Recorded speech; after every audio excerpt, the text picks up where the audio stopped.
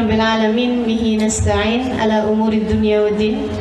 Wassalatu wassalamu ala asyrafil anbiya wal mursalin sayyidina wa maulana Muhammadin wa ala alihi wa sahbihi ajma'in. Subhanaka la ilma lana illa ma 'allamtana innaka antal alimul hakim. Rabbi shrah li sadri wa yassir li amri wahlul 'uqdatan min lisani yafqahu qawli. Amma ba'd. Alhamdulillah, ibu-ibu, teman-teman saudaraku sekalian yang saya muliakan, hari ini kembali kita dapat berjumpa. Dan sekedar saya umumkan, barangkali ada yang belum tahu itu ya, barangkali ada yang baru-baru, saya tidak memperkenankan diri untuk difoto ataupun direkam gambar. Kalau rekam suara silahkan saja. Barangkali ada yang belum tahu, ya kan? Iya. Kenapa gitu? Kenapa, Bu? Nggak tahu.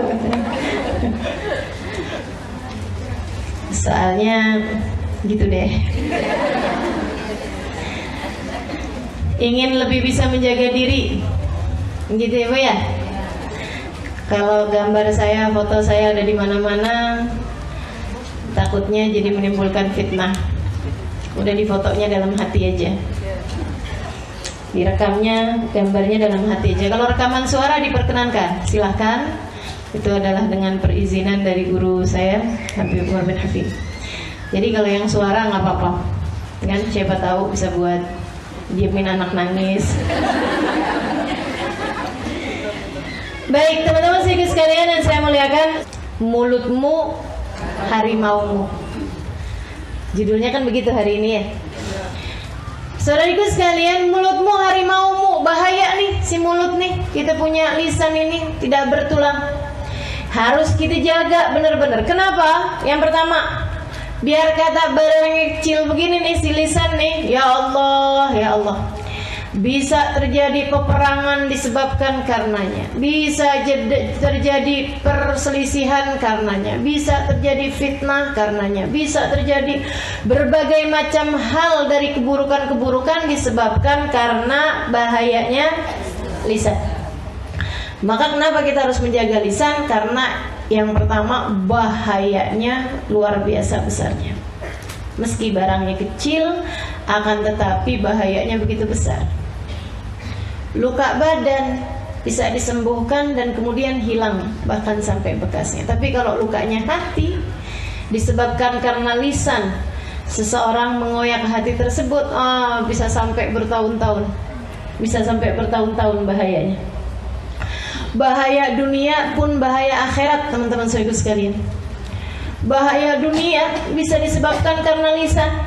Bahaya akhirat juga seperti itu. Kata Nabi Muhammad alaihi salatu wassalam, rubba kalimatin lam talqa biha balan yahwi biha fi nari jahannam sab'ina kharifa.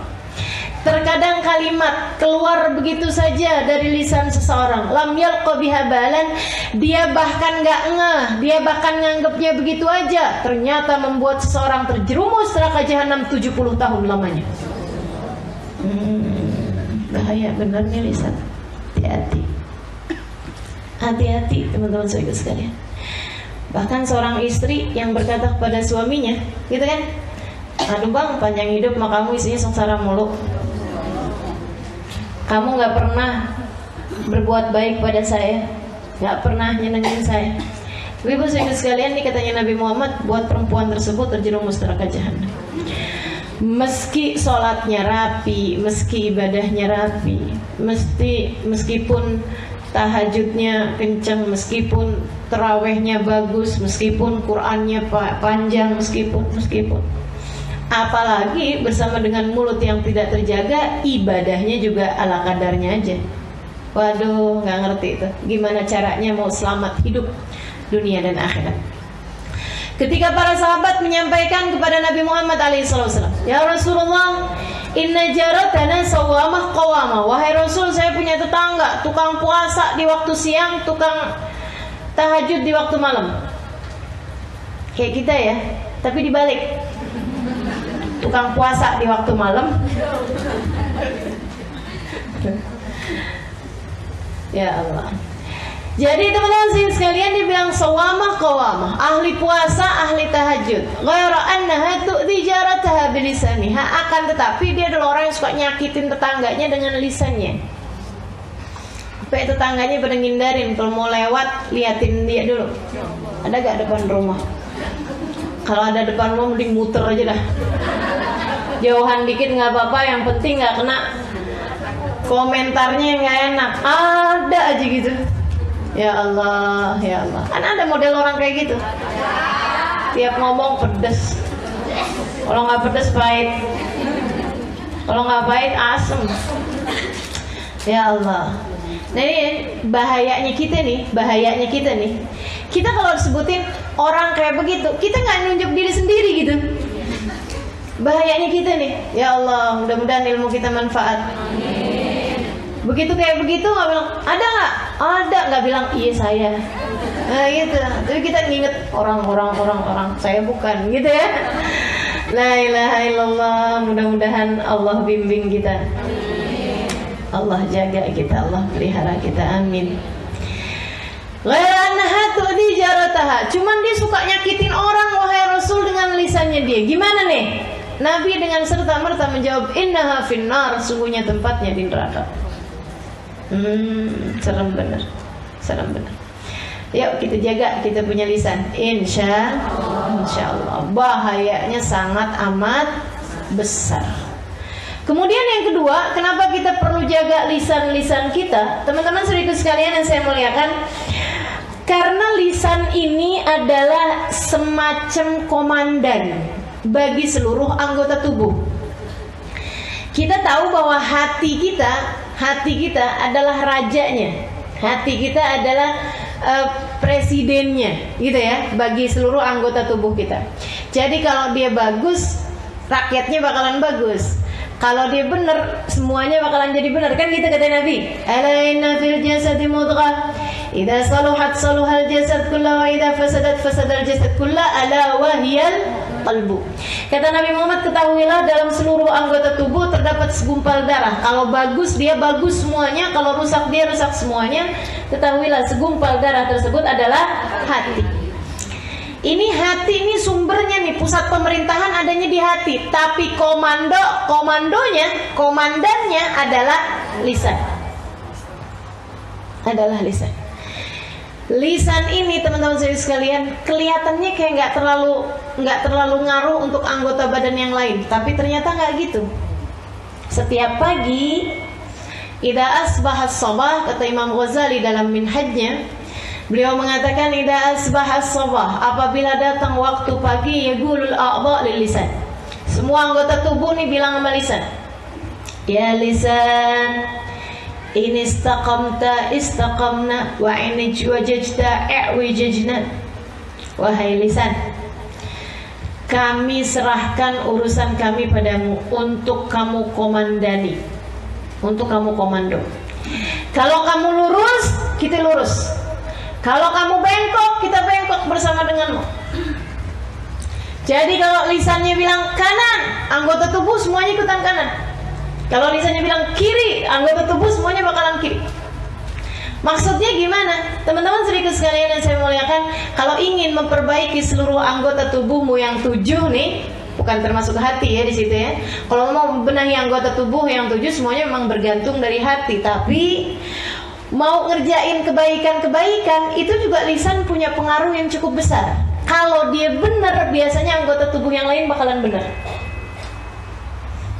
Kalau lisan nggak benar, bakalannya seluruh anggota tubuh yang lain nggak benar. Karena lisan ini juga merupakan juru bicaranya hati. Orang kan nggak kelihatan nih, kalau lagi diem kayak begini nih, semuanya nih nggak kelihatan. Baik nggak kelihatan. Apalagi pakai kerudungan semua, tutup aurat semua, gitu ya. Semuanya kayak orang baik semua. Amin. Begitu ngomong, baru tuh kelihatan. Alhamdulillah kalau di majlis kan nggak banyak ngomong. Saya doakan yang ngomong. Jadi yang ketahuan baik nggak baiknya saya doakan. Ya Allah, ya Allah. Ini nih lisan nih. Kalau dia baik, baik seluruh anggota tubuh. Kalau dia rusak, rusak seluruh anggota tubuh. Ikutan, ngaruh, ketularan. Jadi nih kalau ngomongnya orang tuh setiap kali ketemu orang ngomongin orang. Tiap kali di jalanan kerjanya ngumpat orang. Tiap kali apa aja ngomongnya nggak pernah bagus gitu. Itu nanti liatin aja. Mata bakalan ikut nggak bener ngelihatnya. Telinga bakalan ikut nggak bener lihatnya. Kaki bakalan melangkah ke tempat-tempat yang nggak bener. Tangan bakalan bergeraknya nggak bener. Yang masuk ke dalam perut pun bakalan menjadi sesuatu yang nggak baik. Lisan semuanya. Kalau baik baik semuanya, kalau nggak baik semuanya. Makanya teman-teman saudaraku sekalian, coba perhatikan. Kalau pagi-pagi tuh ucapan pertamamu tuh apa? Pagi-pagi. Lagi kalau yang bangunnya terlambat. Sial nih, misal, gitu ya. Udah langsung, ya ampun, nih mama telat nih. Waduh, ngomel pagi-pagi. Teman saya ada yang cerita, Ustazah mohon maaf ya, saya waktu itu ada menginap di rumah dia gitu. Kalau pagi kita Ustazah suka ada perang Iran-Irak. Saya sama anak-anak urusan menu makanan aja kita berantem. Dia bilang urusan mau sarapan apa nggak sarapan, semuanya bisa bikin berantem. Nah ini kita lupa, kita nggak tahu bahwa ternyata kalimat-kalimat di pagi hari akan mempengaruhi sepanjang harimu. Maka jagain ya, ngomongnya yang baik, ngomongnya yang benar. Ibu-ibu sekalian, nggak pernah dengar suaminya, bagi yang punya suami nih, nggak pernah dengar suaminya bilang, saya tuh kalau pagi-pagi udah berantem sama kamu, sepanjang hari semuanya berantakan. Bener gak? Pada ngomong begitu nggak suaminya? Yang nggak ngomong aja. Maksud saya bukan berarti nggak begitu. Yang nggak ngomong pasti kayak gitu juga. Cuman masalahnya dia nggak ngomong gitu. Karena semuanya kayak begitu. Kita sendiri deh, nggak usah yang lain-lain. Kita sendiri. Kalau pagi-pagi udah berantem sama suami, berantem sama anak gitu, sepanjang hari bakalan berantakan apa nggak harinya? Berantakan. Kayak jagain lisan. Jagain lisan. Baik, yang ketiganya, kenapa kita perlu jagain lisan? Teman-teman saudara sekalian, amalan kita dikit, jaga amalan tersebut dengan cara kita benerin lisan. Sekali lagi alasan pertama kita perlu benerin lisan karena satu, bahayanya besar sekali. Yang kedua, kalau dia benar seluruh anggota tubuh. Yang ketiga,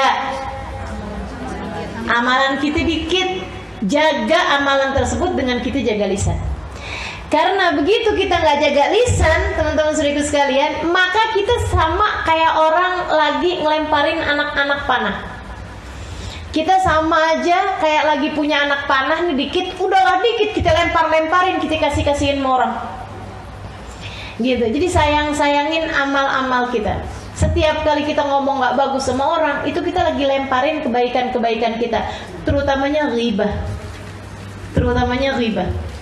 Orang tuh kalau kita gibah, kita nih kalau berghibah, teman-teman sekalian, lagi transfer pahala kepada orang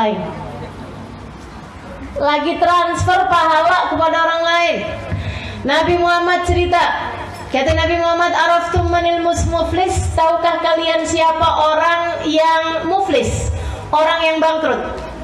Sahabat bilang, yang punya duit lebih sedikit daripada jumlah utang, wahai Rasul. Kenapa bangkrut? Iya enggak?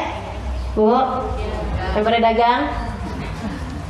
Kita kalau punya uang, punya aset lebih sedikit daripada jumlah hutang yang kita punya, namanya kita adalah orang bangkrut. Kata Nabi Muhammad alaihi wasallam, oh iya, itu bangkrut menurut kalian. Terus bagaimana menurutmu wahai Rasul? Nabi cerita, orang bangkrut adalah orang yang datang di hari akhirat nanti bawa pahala segede gunung. Dia seret-seret pahala itu dengan perasaan bangga di padang mahsyar. Sampai kemudian datanglah hari perhitungan. Faja'al ghurama, datanglah kemudian para penuntut. Dia bilang sama malaikat, wah ya Allah, mereka bermunajat pada Allah, ya Allah, orang ini pernah ngomongin saya di dunia. Ya Allah, orang ini pernah fitnah saya waktu di dunia. Ya Allah, orang ini pernah nyakitin saya waktu di dunia. Ya Allah, dia pernah ngomong kasar sama saya waktu di dunia. Ya Allah, dia pernah bohongin saya waktu di dunia. Ya Allah, dia pernah zalimin saya waktu di dunia. Allah kemudian bilang, ambil pahala dia seukuran kezaliman yang telah dia lakukan. Jadi pada ngambilin tuh. Ada yang ngambil dikit, ada yang ngambil banyak, seukuran sama pekerjaan sama kezaliman dia yang dia lakukan di dunia. Udah habis amalnya, kemudian sampai habis gunung amalnya dia, masih ada orang nyempil datang lagi. Ya Allah, dia pernah ngatain saya waktu di dunia. Ya Allah, Allah ambil pahalanya. Udah habis ya Allah, taruh dosa kamu buat dia. Itu muflis, namanya orang bangkrut. Ini kalau bawa pahala segede gunung. Kebayang kalau kita udahlah amal kita dikit, kemudian kezaliman kita mau orang banyak, kerjaannya tiap hari ngomongin orang, tiap hari ngata-ngatain orang. Ya Allah, di hari akhirat nanti apa enggak bangkrut double kita? Apa enggak bangkrut sampai ke ujung kita? Ya Allah, ya Allah. Maka sayangi lisanmu, sayangi amalmu, jagalah lisanmu. Sayangi kita punya amal yang udah tinggal dikit ini dengan cara kita jaga benar-benar lisan kita, insya Allah. Kemudian teman-teman saya sekalian, jagain apa tadi? Amal kebaikan, karena amal kebaikan kita sedikit. Hal terakhir, kenapa kita perlu jaga lisan-lisan kita? Malu sama siapa? Sama malaikat. Malu sama Allah. Allah As-Sami, Allah Maha mendengar. Malu sama malaikat, terutamanya malaikat Raqib dan Atid. Malu saudariku sekalian sama diri kita sendiri, sama semua manusia. Malu sama Nabi Muhammad. Karena semua yang kita lakukan, semua yang kita ucapkan, bukan begitu aja kalimat keluar dari lisan-lisan kita. Akan tetapi semuanya ditulis, terutamanya malu sama malaikat Raqib, sama malaikat Atid.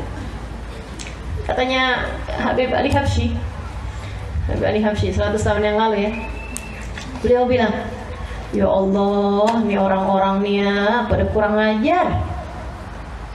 Kurang ajar gimana Beb? Kata muridnya, kurang ajar sama malaikat. Malaikat disuruh nulisin keburukan-keburukan dia mulu. Malaikat didiktein sama dia kalimat-kalimat jelek mulu. Sampai ada orang yang malaikat Raqibnya nganggur, malaikat Atid mulu yang kerja.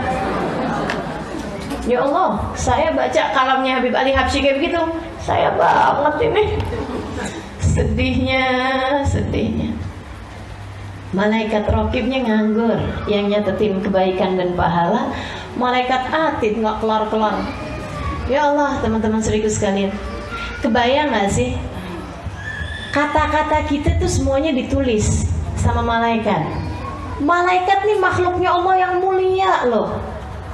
Allah Subhanahu wa ta'ala perintahkan buat nyatet kita punya omongan. Kebayang gak kayak apa ruwetnya malaikat yang disuruh nyatet amal ucapan-ucapan kita? Kalau yang disuruh nyatetin ucapannya ulama, ucapannya kasihnya Allah, yang keluar zikir, yang keluar Quran, nih kan? Yang keluar kalimat-kalimat yang baik. Saya bayangin nih, yang nyatet malaikat bagian pencatatnya Habib Umar bin Hafid, girang bener. Dari pagi sampai malam ucapannya bagus semua. Yang disuruh nyatetin Hubaba Nur, girang, malaikat senang bener. Giliran yang disuruh nyatet Halimah Ali terus. Disuruh mencatat dirimu, malaikatnya, ya Allah, ini kata-kata gak jelas semuanya. Sumpah serapah, ngomongin orang, ejekan sama orang lain. Inna lillahi wa inna ilaihi rajiun. Malaikatnya ini kapan kelarnya sini orang? Gitu. Saat kita lagi ngomongin orang, malaikatnya ampun ya, nih anak nih, ya Allah. Ya Allah, ya Allah, ya Allah. Gitu. Disumpahin kita sama malaikat. Disumpahin kita sama malaikat. Makanya begitu ruhnya keluar, malaikatnya bergirang. Malaikat Raqib sama malaikat Atid girang bener begitu ruhnya keluar meninggal dunia. Alhamdulillah ya Allah, keluar dari urusan sama dia nih. Gitu. Tinggalan malaikat yang kemudian bawa ruhnya. Mereka bawa ruhnya dengan penuh rasa kebencian sama orang tersebut. Ya Allah, jauhkan dia dari rahmat-Mu ya Allah. Begitu ditanya sama malaikat penjaga langit pertama, siapa yang kamu bawa? Siapa kamu, apa yang kamu bawa? Saya malaikat, apa yang kamu bawa? Ruhun khabitha min jasadin khabith. Kami bawa ruh yang jelek dari jasad yang jelek. Jasadnya sampai ikut-ikutan kena. Walaupun jasadnya waktu di dunia perawatan, walaupun jasadnya waktu di dunia bentuknya bagus kayak apapun, begitu perbuatan yang dia tuliskan adalah jelek, amal perkataan yang dia tuliskan jelek, nah itu ikut-ikut kebawa jelek juga. Malu kita nih ya. Makanya mesti jagain lisan-lisan kita agar kita tidak merasa malu, terutama sama malaikat-malaikat yang mulia. Sebab ma yalfidhu min qaulin illa ladaihi raqibun atid. Tidaklah seseorang mengucapkan satu ucapan kecuali akan ditulis sama malaikat Raqib dan malaikat Atid. Kata Habib Umar, orang nih ngomong terus, kata Habib, dia nggak paham. Omongan itu bakal ditulis malaikat Raqib, bakal ditanya ketika masuk dalam kuburan, bakal ditanya ketika dia berada di mahsyar, bakal diperhitungkan kalimat demi kalimat di padang mahsyar di hari perhitungan. Itu nggak mencegah mereka untuk berkata-kata yang dipilih gitu. Padahal kalau misalnya kita ngomong itu pakai ada pulsanya, segitunya aja orang mau berhemat. Bener nggak? Kita kalau telepon sama orang-orang di Saudi Arabia misalnya gitu ya, lagi telepon lagi orang kita lagi umrah atau lagi haji, ya Allah kita susun dulu yang rata, yang rapi. Apa aja yang mau diomongin, pulsanya mahal. Kita irit-irit omongan seini mungkin, sepadat mungkin gitu ya. Karena memang akan kita tahu bahwa itu ada pulsanya. Saudariku sekalian, yang kita omongin setiap hari ini bukan hanya sekedar pulsa. Akan tetapi perhitungan di hari akhirat nanti yang kalau kamu celaka, innalillahi wa inna ilaihi rajiun, gak ada sesiapa pun bisa menyelamatkanmu. Tidakkah apa yang Allah tuliskan dalam Al-Quran bahwa semuanya akan ada pembahasannya, akan ada perhitungannya? Tidakkah itu seharusnya mencegah kita dari mengatakan sesuatu yang tidak kita perlukan, dari mengatakan sesuatu hanya yang memang bermanfaat bagi kita. Mudah-mudahan kita bisa jaga lisan-lisan kita. Amin ya rabbal alamin. Ya wailata hadzal kitab la yughadiru saghiratan wala kabiratan illa ahsaha.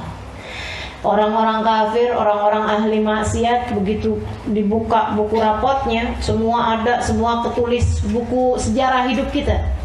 Kalimat-kalimatnya tertulis, mereka teriak, ya wailata hadzal kitab, ya ampun, di buku ini nyeremin bener. La yughadiru saghiratan wala kabiratan illa ahsaha. Enggak gede, enggak kecil, semuanya ada di situ semua.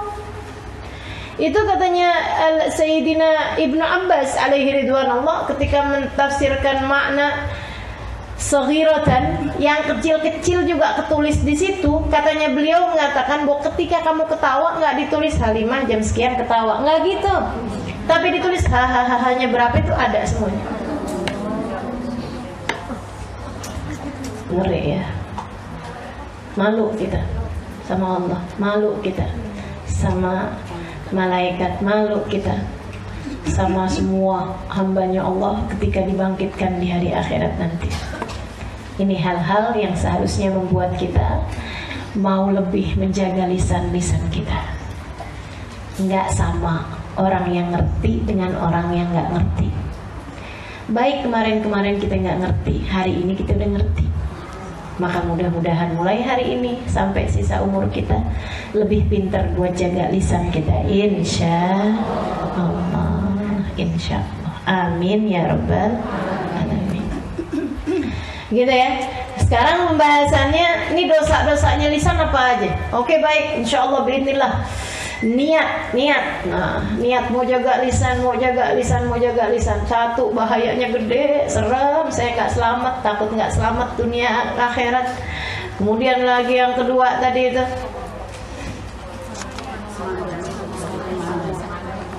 iya, kepengen bisa jaga lisan biar anggota tubuh juga jadi lebih gampang untuk kita jaga juga. Karena semua anggota tubuh tergantung lisan sebagai komandannya. Kemudian yang ketiganya, jaga amal kita. Karena amal kita kecil sedikit, kita nggak mau jadi orang bangkrut di hari akhirat. Dan yang berikutnya adalah kita malu sama Allah Subhanahu wa taala, malu sama malaikat-malaikatnya Allah. Kita harus jaga lisan-lisan kita. Baik, kalau gitu niat mau jaga lisan. Dijaganya dari apa? Satu, teman-teman sekalian, yang paling berbahaya dari dosa-dosanya lisan, al-kadzib, bohong. Niat dari sekarang nggak mau bohong, gitu, nggak mau bohong.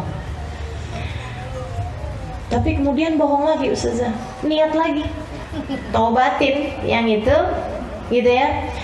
Kalau perlu tiap kali kita bohong, kita harus omongin sama orang tersebut yang kita bohongin, kita susulin, maaf ya, tadi itu bohong saya, gitu. Sehingga nantinya jadi nggak kebiasaan. Kalau setiap kali kita bohong, kita harus susuli kebohongan tersebut dengan penjelasan, keterangan kepada orang yang kita bohongi. Kan jadinya kita malu, ya kan? Sehingga akhirnya ke depan-depannya nggak bohong. Karena teman-teman sekalian, ini bohong nih perkara yang kelihatannya kecil padahal gede. Nabi pernah satu ketika ditanya, ya Rasulullah, ayashrabul mu'minul khamar? Rasul, orang muslim ada nggak yang minum minuman keras? Kata Nabi Muhammad, na'am itu ada sih kadang, tapi kemudian dia taubat. Ini syarat muslimnya adalah taubatnya. Sebab kalau meninggal dunia dalam keadaan masih menjadi pemabuk, gitu ya, dia tidak akan meninggal dengan membawa iman dan Islam. Nauzubillah min dzalik. Na'am itu kata Nabi Muhammad. Ya Rasulullah, yaznil mu'min. Orang muslim, orang mukmin ada nggak yang berzina? Bukan berarti ngentengin dosanya zina ini ya, tapi ada nggak gitu orang mukmin terjerumus dalam dosa zina kemudian dia bertaubat? Artinya kalau ada seseorang yang kemudian asalnya dia berzina kemudian dia bertaubat, jangan dipikir wah nggak mungkin, itu si neraka udah kangen sama dia tuh. Belum tentu teman-teman. Kalau dia taubat, pintu rahmatnya Allah, pintu taubatnya Allah SWT masih mungkin untuk terbuka bagi. Kata Nabi Muhammad, na'am wa yatub. Ada, tapi kemudian dia taubat Allah SWT. Ya Rasulullah, ayasidul mu'min alal mu'min. Ada nggak orang mu'min hasad sama orang mu'min lainnya? Na'am wa yatub. Kata Nabi Muhammad, ada, tapi kemudian dia bertaubat. Nabi disebutkan beberapa dosa, semuanya Nabi Muhammad bilang na'am wa yatub, na'am wa yatub, na'am wa yatub. Bahkan dosa-dosa yang besar seperti yang tadi saya sampaikan. Sampai kemudian, ya Rasulullah, ayakdzibul mu'min. Wahai Rasul, ada nggak orang mukmin yang bohong? La, kata Nabi Muhammad, nggak ada. Innama yaftaril kadhiba alladziina la yu'minuna billah. Karena hanya orang yang tidak beriman kepada Allah yang bisa ngarang-ngarang cerita, yang bisa bawa-bawa cerita, yang bisa bohongin orang banyak. Itu hanya orang yang tidak beriman kepada Allah. Jadi pikiran kita nih, adakah kita muslim di sisi Allah? Karena alhamdulillah kita nggak zina, alhamdulillah kita nggak minum minuman keras, alhamdulillah kita nggak bunuh orang, alhamdulillah kita nggak sihir. Akan tetapi bohong. Kapan terakhir kamu bohong? Tadi malam misalnya. Ya Allah, serem benar. Muslimkah kita? Mukminkah kita di mata Allah Subhanahu wa ta'ala? Yuk tegesin, saya tidak mau bohong. Gitu. Kalau bercanda doang gimana Ustazah? Usahakan tidak berbohong bahkan dalam bercanda sekalipun. Gitu ya. Kecuali kalau orangnya tersebut faham bahwa itu memang adalah kebohongan. untuk permisalan aja gitu ya. Nah itu seperti itu nggak masalah. Tapi kalau kemudian memang bohong yang orangnya fahamnya bahwa itu benar terjadi padahal nggak terjadi, ya Allah, luar biasa besarnya. Apalagi kalau bohongnya bawa nama Nabi Muhammad. Gimana bohong bawa nama Nabi? Misalnya dalam sebuah hadis dikatakan padahal hadisnya nggak ada. Itu bohong tentang Nabi Muhammad. Atau misal tadi malam saya ngimpi Nabi, padahal enggak. Misalnya Nabi bilang katanya nyuruh kamu nyumbang.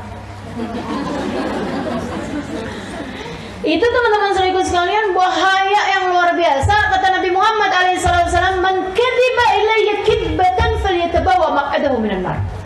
Siapa yang membuat bohong, berita bohong tentang aku, sesuatu hal yang tidak aku lakukan, sesuatu hal yang tidak aku ucapkan, falyatabawa maq'adahu minan nar, suruh siapin tempatnya di neraka. Kaplingnya lagi disiapin di neraka. Naudzubillah min dzalik. Hati-hati sama bohong, hati-hati sama bohong. Hati-hati sama bohong. Nabi bahkan bercandanya pun nggak pakai bohong. Tetap lucu tuh bercandaan Nabi, nggak pakai bohong. Tahu bercandaannya Nabi? Ada orang mau berangkat, izin berangkat, pamitan Nabi berangkat pergi dagang. Nabi kemudian bilang, "Oh iya, silahkan aja. Kamu nanti berangkatnya naik anak unta kan?" Dia bilang, "Enggak lah Rasul, saya naik unta." "Masa naik anak unta?" Maksudnya saya nggak akan naik unta kecil gitu loh. Masa pergi-pergi mau naik anak unta? Ini kan orang kebayang anak unta kan kecil gitu. Dia bilang, "Ya Rasulullah, masa saya pergi naik anak unta? Saya pergi naik unta ya Rasulullah." Nabi kemudian bilang, "Emangnya unta anaknya kerbau?" Iya sih, unta kan juga anaknya unta. Dia kan anak bapaknya ya enggak? Dia anak emaknya gitu. Ya Allah, emaknya siapa ya? Unta. Iya. Ada lagi satu orang perempuan. Dia bilang, "Ya Rasulullah," udah habis dia nanya-nanya gitu. Nabi kemudian bilang, "Oh iya, suamimu siapa? Fulan bin Fulan ya Rasulullah. Kirim salam ya sama suami kamu yang ada item-item di matanya itu kan." Sepanjang jalan dimikir gitu. Begitu nyampe suaminya dilihatin, "Bang, sebentar bang, lihat matanya bang." Katanya suaminya, "Emang kenapa?" "Nabi Muhammad bilang suamimu yang ada item-item di matanya kan." Dia pikir maksudnya di putih-putihnya ada item-itemnya gitu. Katanya suaminya, "Ya iyalah, masa menurut kamu mata saya putih semua gitu?" Ini bercandanya Nabi Muhammad tadi. Nggak pakai bohong Nabi Muhammad bercanda, tetap lucu. Ya nggak garing. Nabi satu ketika makan kurma barengan sama sahabat gitu. Akhirnya kemudian Sayyidina Ali bin Abi Thalib mau bercandain Nabi Muhammad alaihissalam. Jadi ini Sayyidina Ali gitu ya, dia makan kurmanya itu bijinya tuh ditaruhin di tempatnya Nabi Muhammad. Kayaknya Nabi Muhammad yang makan paling banyak gitu kurmanya gitu ya. Dek, taruh di tempatnya Nabi gitu, bercanda.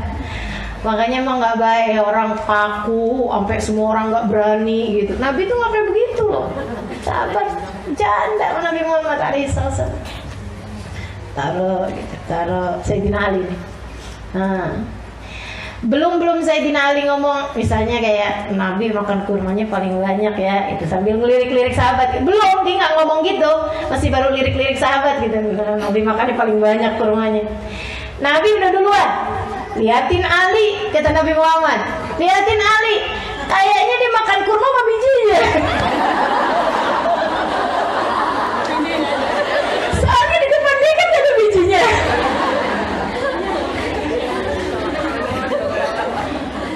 Salatu wassalam. Nyenengin Nabi itu ya bercandanya, nggak pakai bohong teman-teman sekalian, nggak pakai bohong. Alaihi salam. Mudah-mudahan Allah Subhanahu Wa Taala kasih kepada kita kemuliaan akhlaknya Nabi Muhammad alaihissalam. Ma kadzib qattul hayati. Nabi Muhammad nggak pernah bohong sekalipun seumur hidupnya, Bahkan untuk urusan darurat sekalipun. Urusan darurat Nabi nggak pakai bohong. Teman-teman juga sekalian yang saya muliakan, Nabi Muhammad misalnya urusan darurat kayak apaan tuh? Yang padahal tempat tersebut tuh udah boleh bohong. Itu segitunya Nabi nggak pakai bohong. Nabi pernah satu ketika sebelum beliau jadi Rasul, sebelum Nabi Muhammad diutus menjadi Rasul, lagi zaman-zaman umur gitulah 30-an tahun barangkali. Suatu ketika Nabi lagi berdiri di satu tempat di pengkolan jalan gitu ya. Nabi lagi nungguin seseorang, Nabi diri di situ. Ada orang lari-lari. Dia kemudian bilang kayak begini, Muhammad, Muhammad tolongin saya, Muhammad, Al-Amin tolongin saya, Al-Amin. Kata Nabi, kenapa? Saya dikejar orang karena dikira saya bunuh, mereka mau bunuh saya balik. Ada orang mau bunuh saya, ada sekelompok masyarakat mau bunuh saya. Mereka bilang saya bunuh orang, jadi kan dibunuh lagi tuh. Padahal saya enggak, katanya gitu. Yang nggak tahu dia beneran bunuh apa enggak, tapi bagaimanapun kan ya orang harus diselamatkan, ya kan? Urusannya nanti jangan main hakim sendiri gitu maksudnya. Dia kemudian lewat jalanan tersebut, Nabi Muhammad bilang, iya, akan saya tolongin kamu gitu maksudnya. Dia masuk, kemudian nggak lama ada orang lewat di situ. Nabi abisnya di jalan tuh, Nabi yang asalnya berdiri duduk. Kemudian orang-orang pada datangan gitu ngejar dia juga gitu kan. Muhammad, Muhammad, kamu lihat nggak ada orang begini, yang tadi tuh? Nabi jawabnya kayak gini, mundu majelis tuh fala. Sejak saya duduk di sini saya nggak lihat.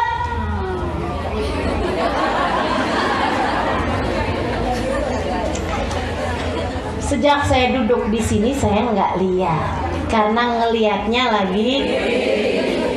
Segitunya dalam keadaan darurat. Nabi Muhammad nggak pakai bohong, teman-teman sekalian. Nah, tapi jangan kemudian ini darurat nih, saya cari cara dah bahasa. Nggak gitu juga ya. Lagi kemudian baru bangun tidur gitu, temennya udah nanya gitu, kamu di mana nih? Kita udah nungguin lama nih, kan hari ini jadi. Oh iya lupa.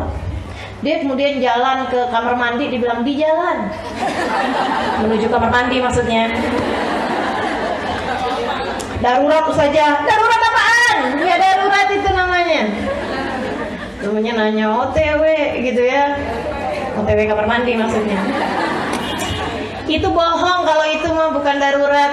Saudaraku sekalian, jangan biasakan. Jangan biasakan. Gitu.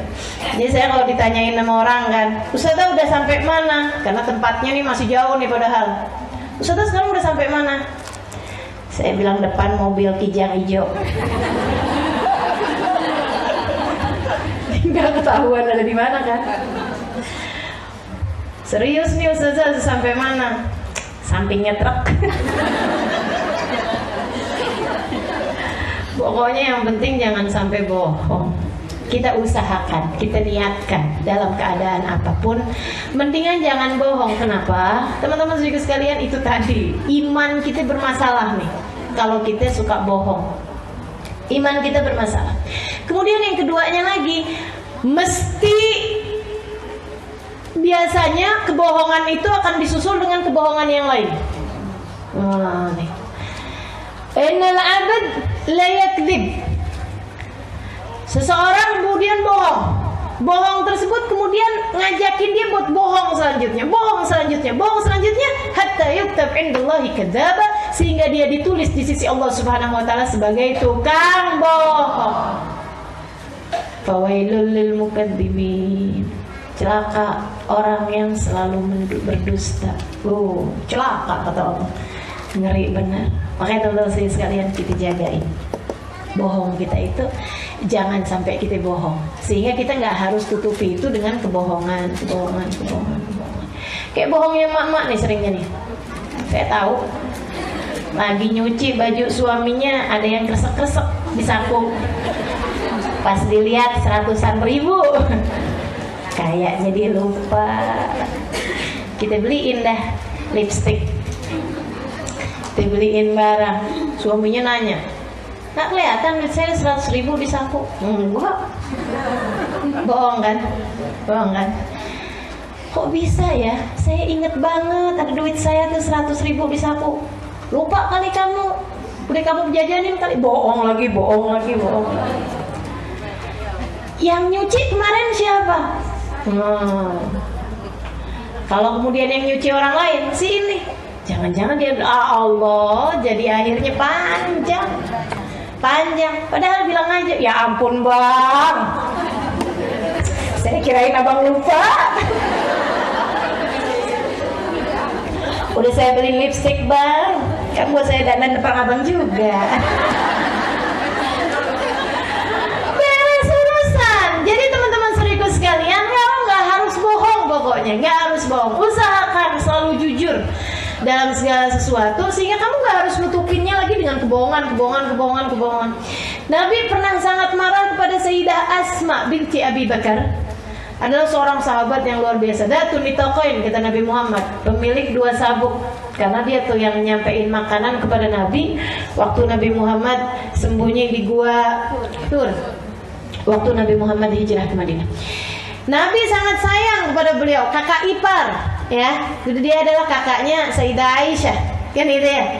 Dia menikah dengan sepupunya Sayyidah Khadijah, yaitu Zubair bin Awam, punya anak Abdullah bin Zubair. Satu ketika Sayyidah Asma nih Nabi lihat gitu ya, Nabi lihat dia kemudian bilang begini, "Tali Abdullah, batik kata kata, nak sini deh nak, sini nak."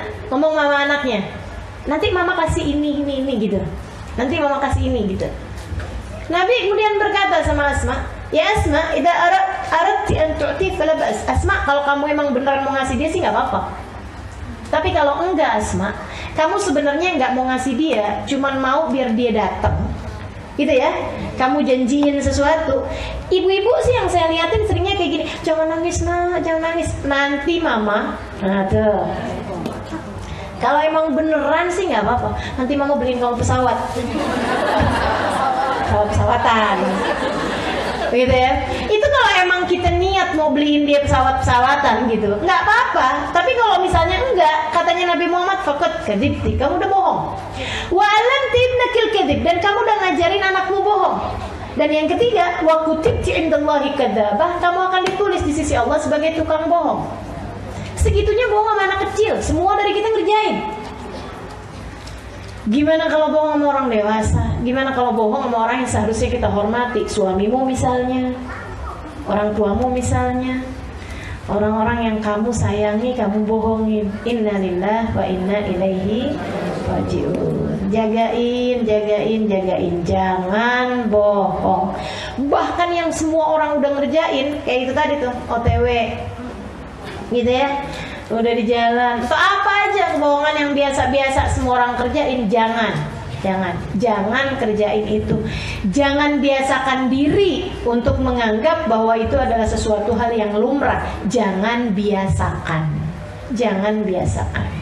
gitu ya. Insya Allah kita niat pokoknya, ya Allah nggak akan bohong lagi sudah hari ini. Nanti begitu kita bohong, kita omongin sama orang tersebut, "Maaf ya, yang tadi tuh saya omongin bohong bang, tadi saya bohong bang, sebenarnya 100.000 itu saya ambil bang." Ngomong aja gitu, ngomong aja. Suaminya palingan, ya udah kalau gitu saya akan lebih hati-hati.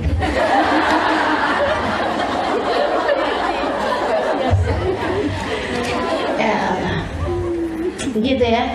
Jadi teman-teman saudara sekalian, saya muliakan, jangan biasakan bohong.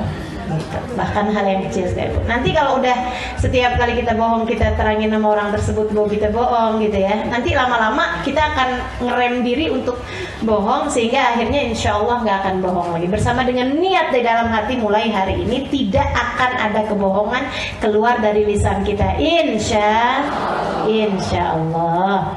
Kemudian yang kedua, wah ini bahayanya nggak kalah gede nih. Apa tuh? Ghibah, yaitu ngomongin orang,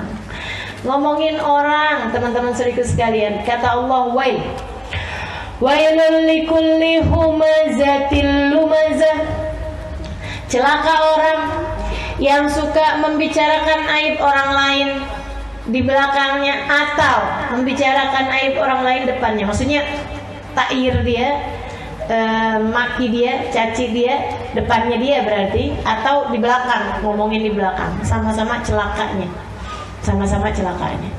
Wailul likulli humazatin lumazah. Humazah tuh yang hamz, maksudnya yang pelan-pelan, jadi di belakang gitu. Kalau yang lumazah terang-terangan di depan dia gitu ya. Nah itu dua-duanya sama-sama celaka. Ketika ditanya apa itu ghibah wahai Rasulullah yang disebutkan oleh Allah Subhanahu wa taala dalam Al-Qur'an, gitu ya. Katanya Nabi Muhammad, "Dzikrak akhal muslim bima yakrah law sami'ah." Ghibah adalah membicarakan aib saudaramu, membicarakan sesuatu tentang saudaramu yang kalau dia dengar dia bakalan marah, dia bakalan kesel, dia bakalan gak senang. Gitu, itu namanya ghibah. Walaupun benar Rasulullah, walaupun benar, kalau kamu bohong, faqad bukti kamu telah fitnah. Jadi kalau kita bohong, kita benar ngomongin orang sesuatu yang memang ada dalam diri dia gitu, memang ada dalam diri dia, itu namanya kita udah ghibah. Kalau ternyata bohong bersama dengan ghibah, kita ditambah fitnah. Dan fitnah ini asyaddu minal, lebih berat daripada pembunuhan. Emang benar banget ya, pembunuhan tuh pembunuhan karakter. Baik, saudara sekalian, saya melihatkan Allah mengatakan tentang urusan ghibah nih dalam Al-Qur'an. Kata Allah Subhanahu wa taala, "Fala yaghtab ba'dukum ba'dha yuhibbu ahadukum an ya'kula lahma akhihi maitan fakarihtumu." Janganlah seorang di antara kalian membicarakan aib orang lain itu sama aja kayak makan daging orang tersebut dalam keadaan bangkai. Teman-teman saudara sekalian yang saya muliakan, saya pernah tahu baunya bangkai manusia. Pernah tahu saya. Jadi di daerah sekitaran perjalanan antara Situbondo ke Banyuwangi itu kita udah ngelewatin hutan, namanya hutan Baluran. Satu ketika kita buka kaca karena mau lewat nih dalam keadaan, maksudnya kan itu kan hutan gitu ya, bagus udaranya, apalagi mobilnya jarang-jarang yang lewat di situ gitu. Jadinya kan udaranya bagus tuh, lagi enak gitu ya. Tiba-tiba keciuman bau busuknya sampai pengen muntah. Wah, langsung buru-buru tutup kaca. Wow, sampai benar-benar tersiksa. Ya Allah, yang asalnya lapar bayangin makanan enak, nggak ada yang enak. Kita kan kalau lagi keciuman bau yang sangat busuk, itu kan udah enak, sampai lagi lapar sekalipun nggak nafsu makan makanan apa. Bahkan kita lagi makan aja kadang bayangin bau kayak begitu, udah nggak nafsu makanannya. Akhirnya udah sampai, udah lewat ininya, lewat hutannya, udah lewat baunya, baru deh tuh, ya Allah, bisa tutup, bisa buka hidung gitu. Saya tanya, ini bau ampun luar biasa kayak begini, bau apaan? Bau bangkai orang. Biasanya ada orang gila ustazah, dia bilang kalau di ini buang tuh suka dibuang di hutan gitu kan, enggak, dia jalan ke hutannya 30 kilometer. Jadi itu kan dia nggak ada yang ngasih makan, nggak ada yang apa, sampai kemudian kelaparan dalam keadaan mati gitu di tengah hutan situ. Baunya emang kayak begitu tuh susah, kayak gitu. Iya Allah, ya Allah, baunya nggak pernah saya cium bau lebih busuk daripada itu. Allah bilang, kamu kalau lagi ngomongin orang tuh kayak makan bangkai itu. Kira-kira nih ya, kalau ada orang cakep, bener cakep, alisnya kayak bulan sabit, ininya bulu matanya anti kiamat, nggak cuma anti badai lagi nih kayaknya ya. Kiamat sekalipun nggak bisa bikin bulu matanya. Misal gitu, wah udah cakepnya luar biasa gitu ya. Begitu dia ngomong, bau busuk dari mulutnya kayak abis makan bangkai. Ada yang betah nggak deket sama perempuan kayak begitu? Nggak ada. Ini kata Allah Subhanahu Wa Taala, demikian kamu setiap kali abis ngomongin orang, bau mulutmu itu kayak abis makan bangkai. Makanya kenapa ghibah batalin puasa? Karena makan bangkai, teman-teman sekalian. Dan itu yang diceritakan Nabi Muhammad SAW. Ketika satu waktu Nabi memerintahkan semua orang Madinah buat puasa, semuanya puasa, dan ketika kemudian waktunya buka, Nabi Muhammad bilang, jangan ada yang buka kecuali dengan izin saya. Waktu maghrib semua orang dapat izin buka kecuali 2 orang perempuan. Nabi diem aja waktu mereka izin berbuka. Sampai kemudian mereka malu untuk ngomong sama Nabi. Ada laki-laki dimintain tolong dong sampein sama Nabi, kita boleh buka apa enggak? Nabi dia kemudian masuk, ya Rasulullah, inna imra'atan tahtal bab. Wahai Rasul, ada 2 orang perempuan depan pintu rumahmu. Tasta'dinani laka an taftura, mohon izin padamu untuk berbuka. Nabi Muhammad bilang, bawa baskom, ambilin baskom. Bawain baskom. Kenapa Rasul? Murhuma anta tegaya fi hadzal wi'a. Suruh 2 orang perempuan tersebut muntah di tempat ini. Ibu keluar. Nih, Nabi kalian berdua suruh muntah. Gimana muntah? Kita kan puasa sepanjang hari ini. Yang ada kita lagi lapar minta izin buat masukin makanan, bukannya kemudian malah ngeluarin makanan dari perut. Dia bilang, saya juga nggak ngerti, tapi yang saya pahami Nabi itu ma yantiqu anil hawa in huwa illa wahyun, nggak pernah berbicara apa yang dia inginkan, akan tetapi semua ucapannya adalah wahyu dari Allah SWT. Ya muntah. Yang satu nungging keluar daging busuk, darah nanah busuk luar biasa. Wah, ampe dianya sendiri tuh kebauan, kebusukan. Dianya sendiri sampai tutup hidung gitu. Habis dia, kemudian yang satu lagi kayak gitu, keluar lagi kayak begitu juga. Dia pakai tangan sebelah bawa tuh baskom, tangan sebelahnya lagi tutupin hidung si laki-laki ini, masuk ke dalam rumah Nabi. Ya Rasulullah, keluar beginian ya Rasulullah. Muntah dia. Katanya Nabi Muhammad, innahuma samata ma halallahu lahuma wa aftarata bima yahrumullah alaihima. 2 orang perempuan tersebut puasa nggak mau makan barang halal bagi mereka, tapi mereka batalin puasanya dengan makan barang haram. Makan barang halal, kita kalau nggak mau makan nasi uduk, padahal halal. Nggak mau minum kopi, padahal halal, karena kita lagi puasa, kan gitu ya. Akan tetapi orang ini, katanya Nabi Muhammad, membatalkan puasanya dengan makan yang haram. Apa itu? Makan bangkai. Makan bangkai kan haram. Kenapa bisa begitu Rasul? Jalasat ihdahuma indal ukhra fa'tabata. Yang satu ketemu sama yang lain kemudian ngobrol. Udah lama nggak kelihatan si Bono. Nauzubillah, dia mabuk. Nggak tahu dia bisa cerai sama lakinya. Emang pantas kayak gitu, gawa. Wah, udah diomongin dari ampes. Kalau anaknya gimana? Apalagi anak, ya ampun dah. Semuanya tuh ya Allah, ya Allah, ya Allah. Ini kita punya lisan memang benar-benar harus terjaga, teman-teman sekalian. Karena kadang-kadang lagi ngomongin orang, bukan cuma orangnya doang yang diomongin, segala rumahnya diomongin, masakannya diomongin, apaannya semuanya diomongin. Inna lillahi wa inna ilaihi raji'un. Katanya Allah dalam Al-Quran, janganlah seorang di antara kalian membicarakan aib orang lain sama kayak makan bangkai daging saudaranya sendiri. Gitu ya. Tapi kalau kamu diomongin sama orang, biarin aja. Itu tadi yang saya bilangin, dia lagi transfer pahala sama kita. Kita malah mestinya terima kasih. Jangan transfer balik. Kamu habis diomongin sama orang, sama si Indah. Kamu ngomongin kamu, dia ngomongin apa sama saya? Katanya kamu begini. Saya mah biarin aja kalau dia ngomongin sama dia. Saya juga tahu dia itu siapa. Dia kan juga bla bla bla. Itu habis ditransfer, dia transfer balik. Mending kalau nggak lebih banyak. Kalau lebih banyak kan jadinya malah utang. Bukannya dia yang bangkrut gitu ya, malah bukan orang itu yang bangkrut, malah dia yang bangkrut. Abis itu dia ngomong, biarin aja, saya mau diomongin sama dia. Ntar di hari akhirat saya ambilin pahala dia. Padahal balik. Dia ngambilin pahala kita karena kita ngomongin dia lebih banyak. Teman-teman sekalian, hati-hati. Jadi kalau ada kita dengar orang habis ngomongin kita, lebih baik cari-cari di rumah hadiah apaan kita kirimin sama dia. Kayak yang dikerjain sama Hasan Al-Basri. Suatu ketika beliau ada yang bilangin, Tuan, kau habis diomongin sama Fulan bin Fulan. Oh gitu. Katanya nggak usah. Ya, Hasan Al-Basri, udah nggak usah kamu sebutin apa yang dia habis omongin sama saya. Saya cuma mau tahu rumahnya di mana. Dapat barang.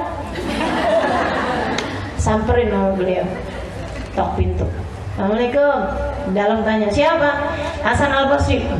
Habis saya omongin nih. Datang ke rumah nih, kayaknya mau ngelabrak nih. Kata Hasan Al-Basri, bukain pintu. Kamu nggak usah khawatir. Ma'arad tu bika illa khair. Saya tidak ingin melakukan apa-apa kecuali kebaikan. Dibukain pintunya, dia kemudian bilang, saya dengar kamu habis kirim-kirim pahala sama saya. Saya cari-cari hadiah apa gitu yang pantas atas kebaikan yang kamu udah lakukan. Saya cuman ketemu rutop, kurma basah tuh. Dia bilang, ambillah ini untukmu. Terima kasih atas kebaikan yang kamu lakukan. Bengong orang. Gitu gimana? Kita kerjain apa enggak nih? Ya begitu kita dengar ada orang habis ngomongin kita, langsung transfer pulsa. Makasih ya. Saya dengar kamu habis kirimin pahala, jadi saya kirimin pulsa. Bismillah, mudah-mudahan. Bohong. 2, riba. 3, ta'yir. Apa tuh ta'yir? Nyinyir. Nyinyir. Tahu nyinyir nggak teman-teman? Ini bahasa nyinyir, bahasa adik-adik sekarang nih, nyinyir. Ngomongin sesuatu yang buruk di depan orang itu gitu. Menghina gitu. Ih, gitu ya. Genit amat sih tuh cewek gitu. Ih. Ya ampun, gitu nyinyir gitu. Katanya Nabi Muhammad alaihi wasallam, "Ma'ayyaru ahadukum musliman illa waqamithlu qabla an yamut." Tidaklah seseorang menghina orang lain atas satu perbuatan, menghina yang merasa jijik gitu loh. Kecuali dia nggak akan mati kecuali sudah mengerjakan apa yang dia hinakan tersebut. Hati-hati. Itu cewek genit banget, suami orang direbut sama dia. Gitu misalnya. Pelakor tuh katanya. Perebut laki orang. Saya baru tahu loh istilah itu. Ya Allah, ya Allah. Teman-teman saya sekalian, hati-hati. Begitu kita nyinyir sama seseorang, kita gak akan mati kita kecuali setelah ngerjain perbuatan tersebut. Mau? Nggak mau, makanya hati-hati. Kata Sayyidina Ali bin Abi Thalib, "Lau ayyartul hubla la khasyitu an ahbal." Dia bilang, abis Nabi Muhammad ngomong kayak begitu, saya nggak pernah mau hina atau nyinyir sama siapapun, bahkan orang yang hamil. Gitu. Saya takut kalau saya nyinyiran orang yang hamil, Allah kasih kehamilan sama saya. Itu Sayyidina Ali bin Abi Thalib. Dari benernya semua ucapannya Nabi Muhammad alaihi salatu wassalam. Hati-hati, jagain lisan. Apalagi kemudian namimah. Apa tuh namimah? Adu domba. Bukan domba sih yang diadu. Kita bawa omongan dari satu orang ke orang yang lain biar orang tersebut kemudian berselisih paham. Gitu ya. Biar orang tersebut ada rasa kebencian. Yang sering terjadi ini di keluarga. Seorang istri ngomong sama mertuanya jelekin suaminya. Ntar dia ngomong sama suaminya jelekin ibunya dia. Ibunya suaminya jelekin mertuanya. Sehingga antara anak sama ibu jadi terpisah. Jadi rasa ada saling benci gitu. Bang, kamu bang habis diomongin bang sama ibu kamu tuh bang. Katanya nggak bisa kerja lah. Katanya inilah itulah gitu. Nanti bilang sama mertuanya gitu, mami nggak tahu aja nih anak mami itu kayak apaan. Waduh, sampai antara emak sama anaknya jadi jauh hatinya. Ini yang ngerjain kayak begini, siap-siap dunia, siap-siap akhirat. Siap-siap di dunia bakal digituin sama mantu-mantunya. Siap-siap di akhirat bakal dipisahin dari orang yang dia cinta. Sebab siapa yang memisahkan antara orang tua dengan anaknya, bahkan kambing sekalipun. Kalau kambing kita beli, dia punya anak gitu ya, nggak boleh dibeli emaknya doang, anaknya enggak. Apalagi kemudian dibeli untuk disembelih, emaknya doang, dia punya bayi kambing yang lagi nyusu. Ini katanya Nabi Muhammad alaihissalam, siapa yang memisahkan antara ibu dari anaknya, bahkan kambing, di hari akhirat nanti dipisahkan dia dari orang yang dia cintai. Itu kambing. Apalagi orang, apalagi suamimu, apalagi dia sama mertua sama ibunya dia sendiri. Kamu memisahkan antara dua orang tersebut, bersiap-siaplah di hari akhirat nanti kamu terpisah dari orang-orang yang kamu cinta. Serem teman-teman saya sekalian. Namimah bahaya, gitu ya. Sampai Nabi Muhammad bilang, la yadkhulul jannah namam. La yadkhulul jannah namam. Enggak akan masuk surga orang yang suka namimah. Apalagi dosanya mulut. Ini kita mesti rada cepet-cepetan ini ya, karena banyak nih, ada 10 yang saya tulisin, yang saya siapin. Baru berapa tuh tadi? Sumpah palsu. jangan biasa sumpah. Wallahi anak nggak gitu. Wallahi anak nggak bakalan begini. Wallahi, jangan, udah deh gitu. Nama Allah loh teman-teman saudara sekalian, la taj'alullah urdatan li aymanikum. Kata Allah, janganlah kalian jadikan Allah sebagai bahan untuk sumpah-sumpah kalian.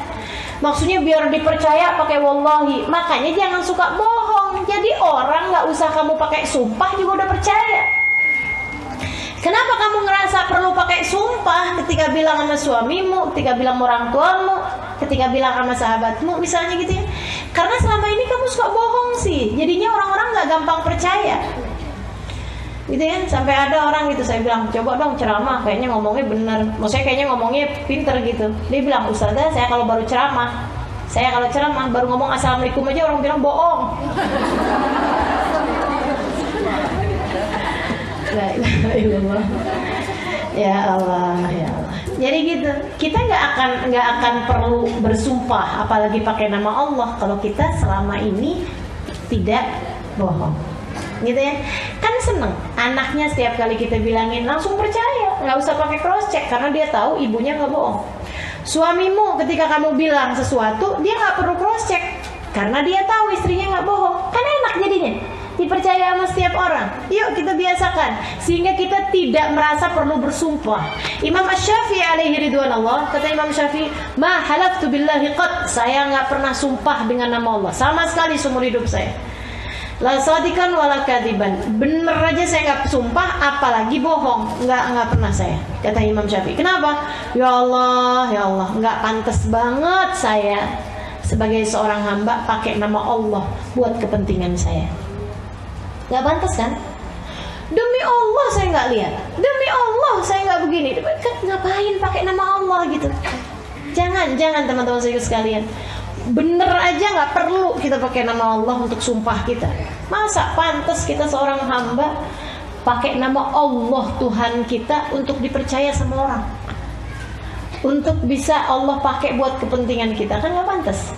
Maka jangan bersumpah. Apalagi kalau sumpah tersebut ternyata nggak benar, pakai nama Allah untuk sumpah palsumu. Innalillahi wa inna ilaihi raji'un. Yang berikutnya, saudaraku sekalian yang saya muliakan, lisanmu jagain dari apaan? Dari buka aibnya orang.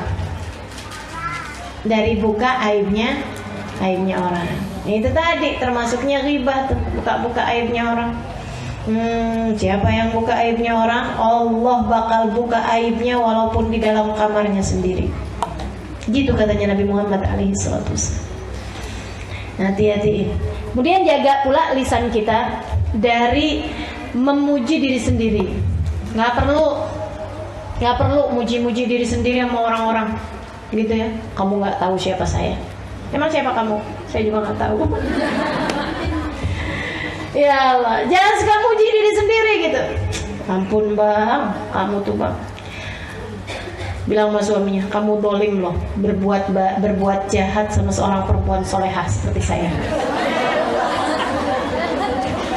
Solehah.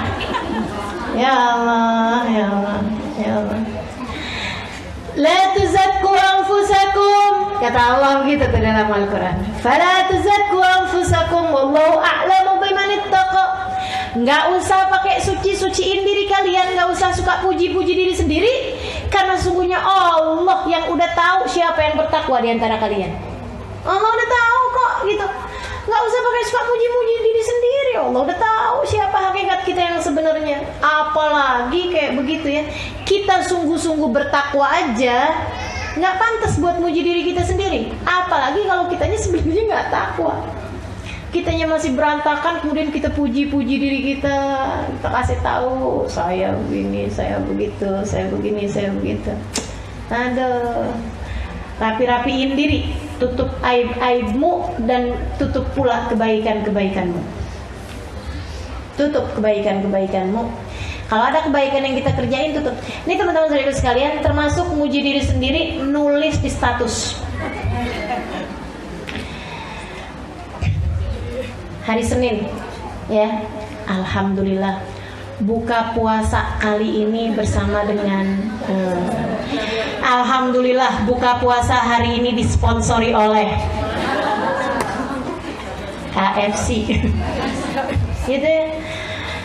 Ya Allah, ya Allah. Pakai bahasa kali ini pula. Kesannya kayaknya setiap Senin Kamis di puasa. Kan begitu? Serem bener teman-teman saudaraku sekalian. Tutupi amal kebaikanmu karena itu bisa ria akhirnya. Kalau udah kemasukan ria, pahalanya jadi gak ada. Takut nih kita nih.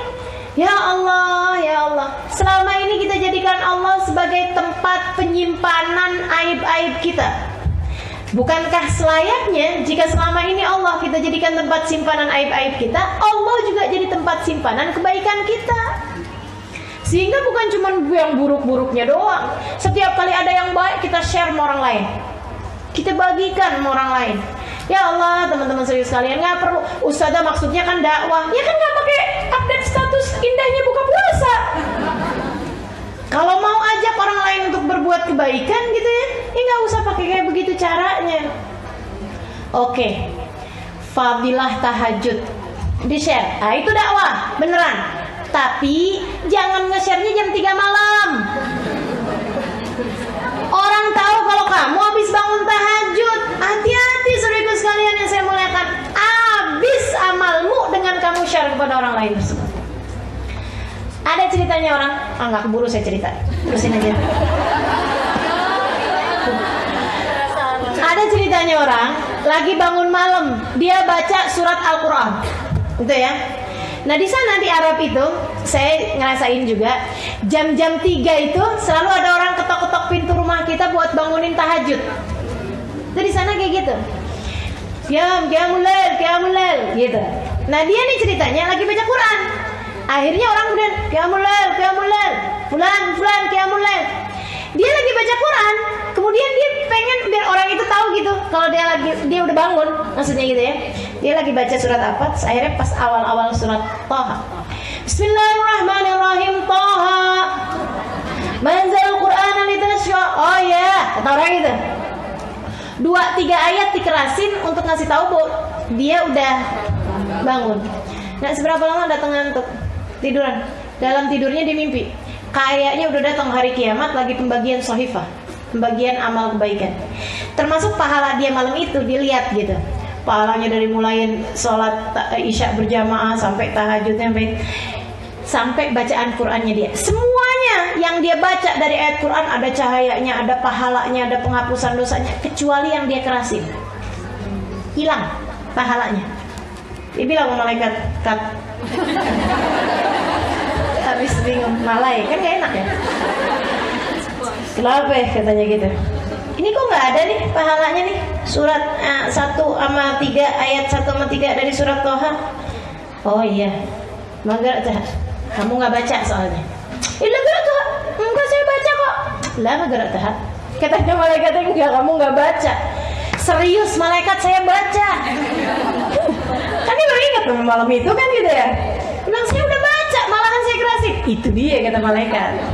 Kamu emang bacanya, tapi bacanya bukan karena Allah, akan tetapi biar orang itu tahu kalau kamu udah bangun. Dan dia udah tahu kalau kamu udah bangun. Ya udah, itu dia balasannya dari Allah yang nggak ada.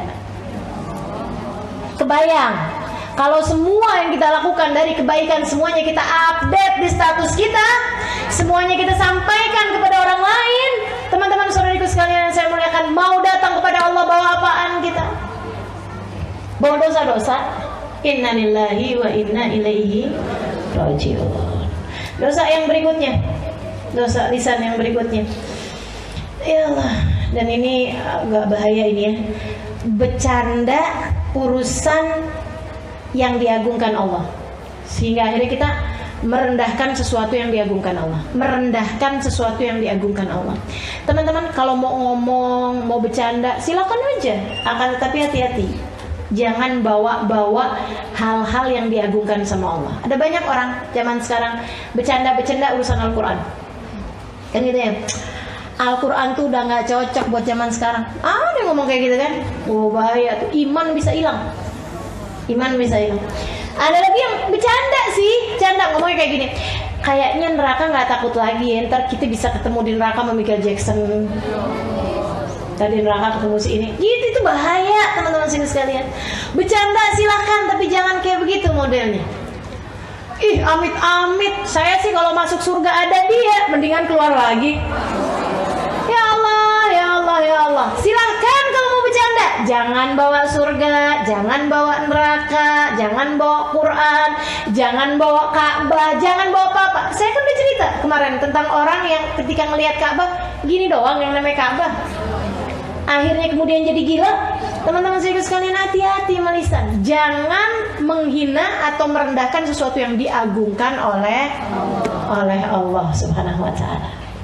Omongan, obrolan ataupun bercandaan gitu ya. Jangan. Misalnya, kita lihat ada orang auratnya tertutup rapi. Gitu kan? Pakai penutup muka pula gitu. Jangan dibuat-buat bercandaan. Itu kan dia kayak begitu karena jerawatnya banyak. Itu syariat agama Allah, teman-teman. Syariat agama Allah. Kalau kamu ngerasa belum mampu melakukannya, jangan hina orang yang sudah melakukannya. Hati-hati. Ada dulu orang anaknya pulang sekolah. Nggak usah cerita. Pulang ditanyain sama bapaknya, kamu belajar apa tadi di sekolah? Belajar siwak bah, bersiwak kayak kayu siwak. Apaan tuh? Tuh bapaknya gitu. Ini bah kayu siwak bah. Ini bah Nabi Muhammad dulu bah tiap kali sholat pakai beginian bah sebelum sholatnya bah. Jadi giginya bersih bah. Kata abahnya, yang mana sini. Apaan nih? Dibuang sama dia dengan rasa merendahkan gitu. Ya ampun nak, ini zamannya Nabi nak, zaman dulu nak, gitu. Cerita ini diceritakan oleh Habib Umar bin Hafid.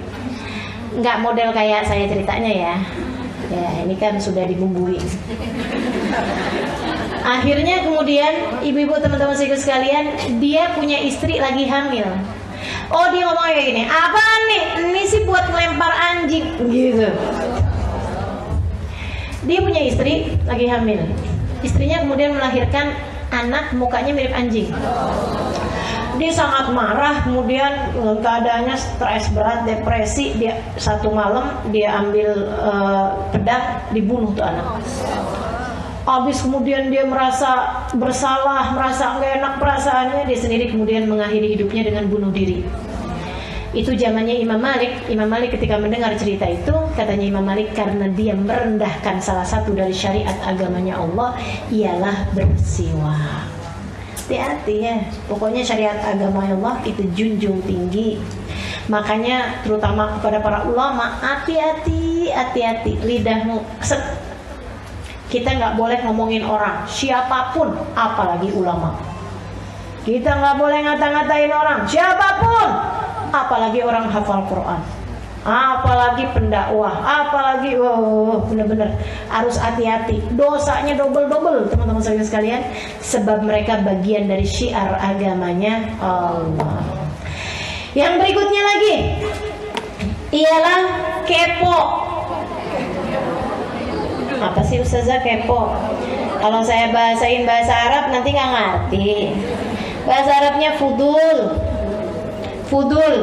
Bahasa Al-Qur'annya tajassus. Nyelidikin orang, pengen tahu keadaannya orang, gitu ya. Wah, pengen tahu pokoknya semuanya harus dia tahu gitu kan. Taunya tapi dicari tuh yang buruk-buruknya gitu.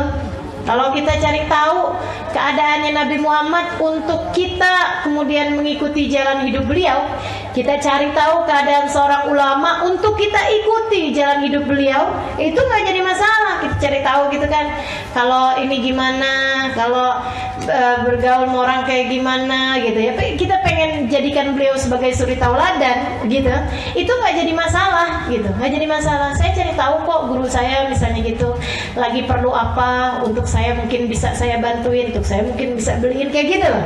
Itu nggak jadi masalah gitu. Tapi kalau misalnya, iya ampun, amit-amit ya, tuh yang hati-hati. Cari tahu orang lagi berantem nguping, gitu ya, tetangga suami sama istri gitu kan, suami istri pengen tahu gitu yang dipakai apa, belanja ke tukang sayur liatin. Banyak yang kayak begitu. Banyak kan? Kita masuk apa enggak? Masuk apa enggak? Masuk. Ya Allah. Sekarang nomor berapa?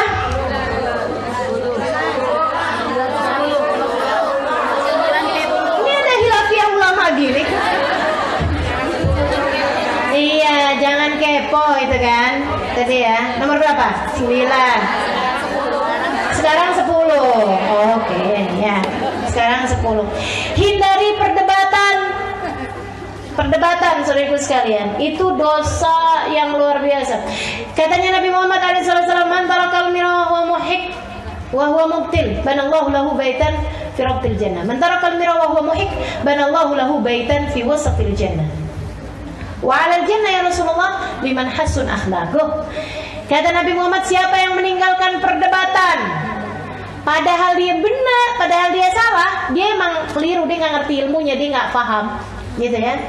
Siapa yang meninggalkan perdebatan padahal dia salah, emang dia nggak ngerti gitu ilmunya, gitu, Allah akan bangunkan bagi dia sebuah rumah di surga yang bagian bawah. Tenang teman-teman, biar kata bawah juga adem. Surga mah enak, biar kata bawah juga ya. Wa man tarakal mira wa huwa muhik, siapa yang meninggalkan perdebatan padahal dia benar, padahal dia tahu kebenarannya, dia faham dalilnya, dia faham, Allah bangunkan baginya rumah di surga yang bagian tengah.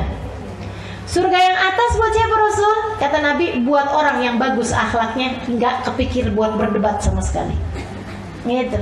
Jadi teman-teman sekalian, ketemu orang debatin urusan masalah tahlil, debatin urusan masalah apalagi yang banyak diajakin perdebatan. Iya, maulid. Maulid. Berlebih-lebihan menabi begini begitu. Rasanya tuh kayak gatel gitu ya. Kamar mandi mana sih? Ditinggalin aja. Allah akan bangunkan bagi kita sebuah rumah di surga bagian bawah. Kalau kita nggak ngerti ilmunya. Kalau kita tahu ilmunya, tapi kita tinggalin, karena teman-teman sekalian, apa bedanya perdebatan dengan orang cari tahu? Kalau orang cari tahu nyari kebenaran, tapi orang kalau berdebat nyari pembenaran, nyari kemenangan. Bedakan, gitu ya. Kalau orang nanya di majelis kayak gini, nyari kebenaran. Ustazah, apa hukumnya maulid? Dari mana dalilnya maulid? Itu namanya orang nyari kebenaran. Tapi kalau misalnya, Ustazah ngapain sih bikin maulid? Itu ustazah namanya nyiain nian gitu ya. Nabi itu nggak mau loh. Dari mana tuh dalilnya? Itu tuh bid'ah, bla bla bla bla bla bla. Itu namanya debat. Kalau ada orang ajakin debat, lana a'maluna walakum a'malukum, melipir aja, menghindar aja. Ustazah, debat nih sekarang nih bukan pakai omongan ustazah, grup WhatsApp. Iya enggak? Teman-teman, kalau udah grup WhatsApp lagi santer urusan perdebatan kayak begitu, saya sarankan padamu, izin dari saya, left group, tinggalkan grupnya, itu jauh lebih aman. Ya ustazah, nanti nggak ada yang ngasih tahu dong. Emang kamu udah bisa ngasih tahu? Kamu yang ada bingung. Jadi teman-teman sekalian, tinggalkan, biarin dia sama dia deh kumpulnya. Iya apa enggak? Biarin, kitanya udah keluar gitu. Kalau ada yang kemudian japri sama kita gitu, grupnya lagi ini nih, lagi hangat banget nih, begini begitu segala macam, lagi panas. Ya kita bilangin sama dia, udah deh, buang waktu, buang tenaga, buang pikiran. Mendingan kamu masuk ke tempat kamu sholat, kamu ibadah, kamu baca Quran, jelas pahalanya, daripada perdebatan seperti itu, gitu kan ya? Nah, tinggalkan perdebatan. Jadi teman-teman sekalian itu. Dan yang terakhir, qauluzur, ucapan-ucapan yang hina, bercandaan yang modelnya kayak mendekatkan kepada perzinahan itu loh. Kan emak-emak suka bicara-bicara tentang, mohon maaf ya, kayak malam pertama, ya gitu-gitu tuh, hal-hal yang kayak gitu-gitu tuh.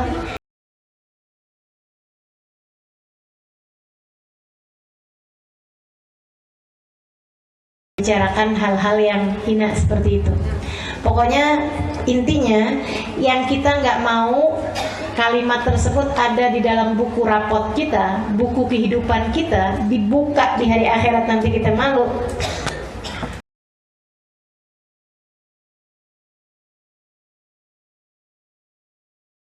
Seperti itu di dalam catatan perbuatan kita, gitu ya.